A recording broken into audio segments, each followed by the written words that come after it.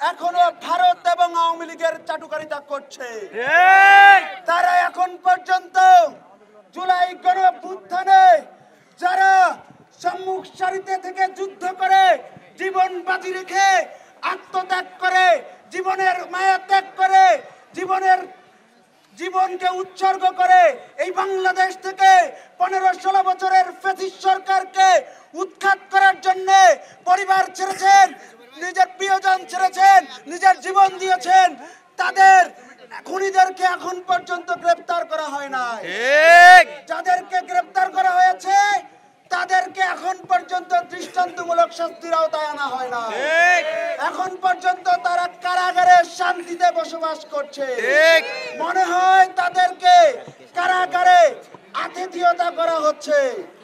আমরা স্পষ্ট করে বলতে চাই, বাংলাদেশের অন্তর্বর্তীকালীন সরকারের উপদেষ্টা মণ্ডলী, আপনাদেরকে আমরা শুধু বাংলাদেশের এই সব অরাজকতা দেখার জন্য আমরা বসাই নাই।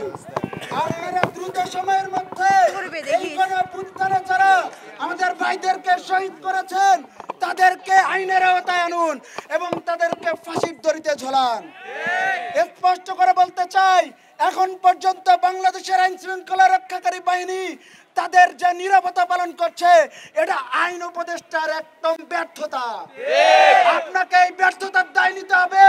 যদি দ্রুত সময়ের মধ্যে এই সব খুনিদের বিচার করতে না পারেন আপনি দায়িত্ব হস্তান্তর করেন। আমরা আপনাদেরকে শুধু দেখার জন্য এখানে বসাই নাই, আপনাদেরকে বাংলাদেশ ঢেলে সাজানোর জন্য বসানো হয়েছে।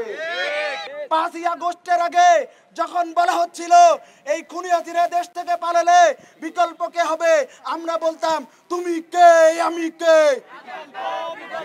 বিকল্প বিকল্প, তুমি কে আমি কে, আমরা বিকল্প খুঁজে নিতে পারবো। আইন উপদেষ্টা মহোদয়, এখনো আপনি কোন কার্যকরী পদক্ষেপ নিতে পারেন নাই।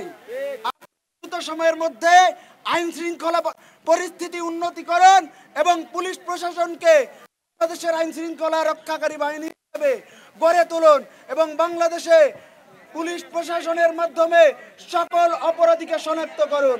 আমি প্রশাসনকে দৃষ্টি আকর্ষণ করে বলতে চাই, নারীদেরকে যদি এভাবে হুমকি দেওয়া হয় তোমাদের আপাত তৈরি আয়না ঘরে তোমাদের থাকার ব্যবস্থা করে দিব আমরা।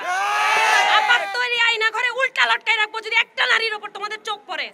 চট্টগ্রামের কোন নারীর উপর অবৈধভাবে রাতের অন্ধকারে কেন আমাদেরকে বলা হবে সন্ধ্যা 6টার পরে তোমরা বের হবে না? নারীরা বের হবে। দেশটাকে স্বাধীন করছে আমার এতগুলো ভাই, গুলি খেয়ে জীবন দিয়ে দেশটাকে স্বাধীন করছে যাতে সবাই আমরা স্বাধীনভাবে থাকতে পারি। 15 বছর স্বাধীনতা কি জিনিস দেখিনি। 15 বছর শুধু ব্যাক স্পেস চেপেছি, এখন কোনো ব্যাক স্পেস চাপবো না। এখন আয়না করে তোমাদের উল্টা লটকায় রাখার ব্যবস্থা করব। একটা নারীর দিকে, একটা মহিলার দিকে যদি চোখ তুলে তাকাও তাহলে তোমাদের পরিস্থিতি খুব খারাপ হবে। প্রশাসনকে বলতে চাই যে আপনারা ধর্ষকের, অতীতে ঘটে যাওয়া ধর্ষকের বিচার নিশ্চিত করুন।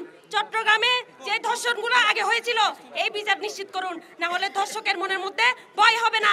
তাদের দেখতে হবে ধর্ষকের বিচার কেমনে হয়। আপনারা যদি বিচার করতে ব্যর্থ হন তাহলে আমরা নারীরা কিভাবে আপনাদের বিচার করতে হয় সেটার জন্য রাস্তায় নামতে প্রস্তুত হব।